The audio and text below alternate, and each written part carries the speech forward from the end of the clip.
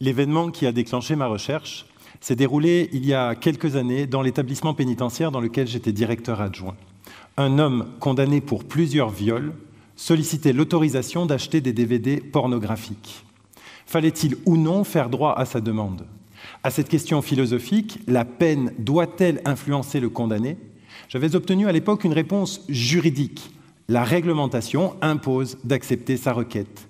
Et pourtant, dans quel état allait-il sortir après s'être gavé pendant une décennie de films X? Est-ce vraiment ainsi qu'il allait assainir, qu'il allait ajuster sa relation aux femmes? Mais bien au-delà de la question de la pornographie, l'enjeu de ma recherche est triple. Il s'agit d'expliquer, premièrement, pourquoi l'institution a cessé de vouloir transformer ceux qu'elle enferme. La réponse à cette première question se trouve dans les principes libéraux de notre société. En effet, si le libéralisme est capable de déterminer ce qui est mauvais, si je vous frappe, vous savez que c'est mal, il est en revanche impuissant à définir ce qui est bien. Au nom de quoi m'imposeriez-vous de lire de la philosophie plutôt que de regarder de la télé-réalité toute la journée? Autrement dit, pour que nous soyons libres, il faut que l'État soit neutre. Le deuxième temps de ma thèse consiste alors à décrire le plus objectivement possible ce que produit cette neutralité.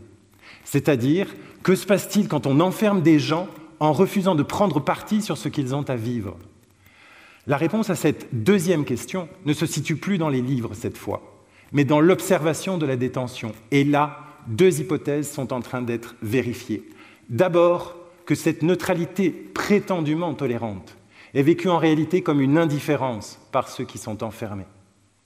Ensuite, que cette même neutralité pousse certains d'entre eux à chercher des modèles de vie auprès des idéologies radicales.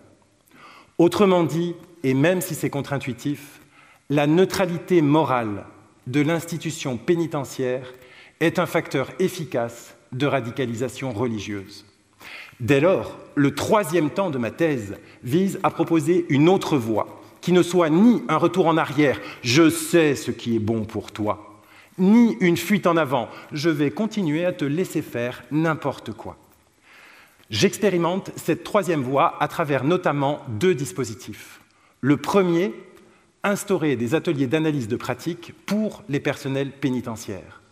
Le deuxième, organiser la rencontre des détenus d'aujourd'hui avec ceux d'hier qui ont définitivement raccroché et qui savent bien, eux, que tous les modes de vie ne se valent pas. Il s'agit ainsi d'instituer une authentique culture de la parole, parce que les 62 000 détenus de France ont besoin que la peine d'emprisonnement ne soit pas seulement la privation d'aller et venir.